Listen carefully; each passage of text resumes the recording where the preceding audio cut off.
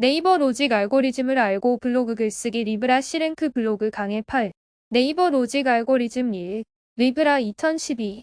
시랭크 2016. 다이아 2018. 다이아 플러스 2020. 에어서치 2021. 오션 스마트 블록 2022 현재 네이버 알고리즘이라고 하면 무언가 복잡하고 어려워 보일 수 있습니다. 최대한 간단하게 설명을 해드리겠습니다. 블로그 글을 쓸 때 네이버 알고리즘을 이해하고 있으면 유리한 점이 많습니다.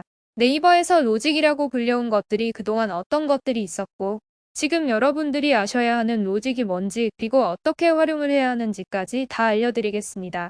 우선 과거의 로직부터 진짜 빨리 간단하게 알려드리고 넘어가겠습니다. 과거 로직들을 빼고 지금 해당하는 로직만 설명을 드리기란 어렵습니다. 사실 로직이란 게 과거의 로직이 생겼다가 완전히 없어지고 새로운 게 생기고 그런 게 아닙니다. 원래 있던 거에서 점점 발전하는 형태라 그 흐름을 알아야 합니다. 왜 블로그 글을 이렇게 쓰는지 또는 쓰지 말아야 하는지는 로직을 이해하면 다 해결이 되기 때문입니다. 2012년 리브라 로직 활동 기간 클릭수로 노출 결정. 네이버 최초의 로직이라고 알려진 건 리브라 로직입니다. 이건 2012년도의 로직이고 이때는 블로그 마케팅 및 광고가 판을 치던 시절이었습니다. 이 로직의 핵심은 블로그 활동 지수와 기간을 고려했습니다. 거기에 이용자의 클릭수로 노출이 결정되던 로직이었습니다. 활동 기간이라는 것은 얼마나 오랫동안에 얼마나 많이 글을 썼냐는 것이었습니다.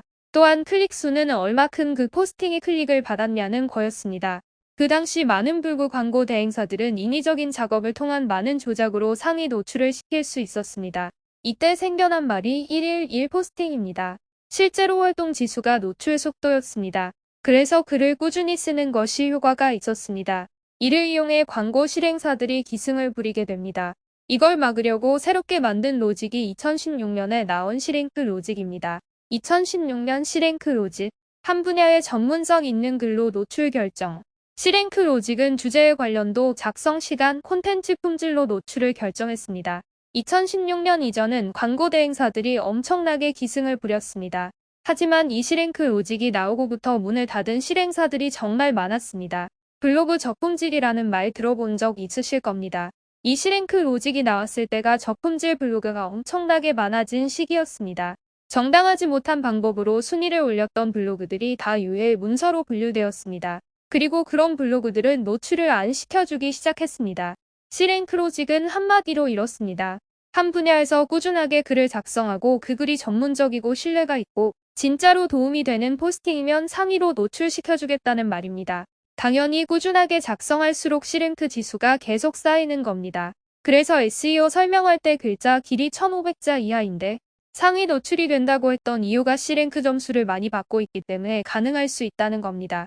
암튼 시랭크 로직을 적용하다 보니 과거 대행사들이 작업을 해서 만들었던 파워블로거 계정들이 다 저품질 문서로 분류돼서 날아간 겁니다.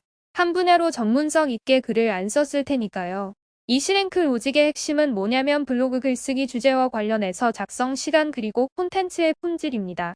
작성 시간은 뭐냐면 내가 쓰는 글의 주제에 관해 글 써주는 AI 프로그램으로 글을 쓸 경우입니다. 또한 다른 사이트 및 블로그 등에서 복사 붙여넣기를 했다든지 그런 거를 다 잡아내겠다는 소리입니다. 그리고 콘텐츠의 품질은 이용자들이 검색을 할 때 그 검색에 맞는 정보가 속속히 들어 있어야 된다는 겁니다. 예를 들어 식당이라면 식당 위치, 가는 방법, 메뉴판, 브레이크 타임, 쉬는 날, 영업시간, 음식 사진 등 있어야 한다는 겁니다. 그렇기 때문에 블로그 글을 쓸 때는 무조건 블로그를 들어가셔서 거기서 직접 쓰시는 게 가장 좋습니다. 또는 한글이나 엑셀 등 다른 프로그램에서 글을 쓰고 네이버에 붙여 넣는 경우도 있습니다. 이걸 AI가 모를까요? 다 알고 있습니다. 그럼 AI가 한글 파일이나 엑셀 파일을 복사 붙여 넣은 문서를 좋아할까요? 당연히 안 좋아합니다. 논문 같은 거나 남이 쓴 문서를 그대로 가져다가 복사 붙여 넣기를 할 수 있기 때문입니다. 또한 글자 사이에는 다 코드 값이 있습니다. 우리는 그냥 드래그해서 텍스트만 긁어온다고 생각합니다. 하지만 그 사이 코드 값들을 그대로 긁어오는 거라고 이해하셔야 합니다. 그렇기 때문에 AI는 복사 붙여넣기를 했는지 안 했는지 다 안다는 겁니다. 간단한 예로 네이버 검색창에 블로그 제목을 복사해서 붙여넣어 보면 알 수 있습니다. 아무 블로그나 한번 들어가 보겠습니다. 제목을 복사를 해서 네이버에 넣어보세요. 지금 가족 외식 딱이에요. 이렇게 제목이 끝났습니다. 이걸 지금 복사 붙여넣기 한 걸 보면 가족 외식 딱이에요. 다음에 출처가 나오게 되어 있습니다. 이렇다는 건 뭐냐면은 저희는 여기에 텍스트만 이렇게 복사를 했다고 생각하지만 이 안에는 추천 코드 값이 다 존재한다는 겁니다. 그래서 웬만하면 블로그 안에서 글을 쓰라고 추천을 드리는 겁니다. 다른 얘긴데 AI는 여러분들이 블로그를 포스팅할 때 마우스의 움직임도 이해하고 있습니다. 어디에 마우스 커서를 대고 어떻게 드래그를 하고 스크롤을 어떻게 내리는지 올리는지 다 알 수 있다는 겁니다. 그래서 실제로 정성스럽게 포스팅을 하는 사용자의 패턴을 분석합니다. 거기에 크게 어긋나거나 이상 신호가 감지되면 누락을 시키던지 노출의 감점 요소를 주든지 하는 겁니다. 근데 막 이게 엄청나게 랭킹 요소에 크게 작용하는 건 아닙니다. 때문에 글쓰기 AI 프로그램을 돌리거나 그런 게 아니라면 이런 것까지 신경 쓰실 필요 없습니다. 참고로 메모장에서 복사 붙여넣기 하는 건 괜찮습니다. 딱 메모장까지만입니다. 다시 말씀드려 실행 프로직은 한 분야에서 꾸준히 글을 쓰고 퀄리티 있는 글을 써주는 게 핵심입니다. 글을 어떻게 써야 하는지는 다음 강의에서 설명을 드리겠습니다. 실행 프로직까지 설명을 드렸는데 뭔가 의문이 하나 생겨야 됩니다. 뭘까요? 무조건 꾸준하게 한 분야에서 글을 쓴 사람만 노출이 된다고 했습니다. 그럼 신규로 블로그에 진입하여 글을 쓰는 이들은 어떡할 거냐는 문제가 남습니다. 신규 인원들이 쓴 글이 아예 노출이 안 되면은 블로그를 하는 사람들이 점점 줄어드니까 안 되잖습니까? 그래서 이를 보완하기 위해 생겨난 로직이 다이아 로직입니다. 다이아 로직은 블로그 강의 9로 이어가겠습니다.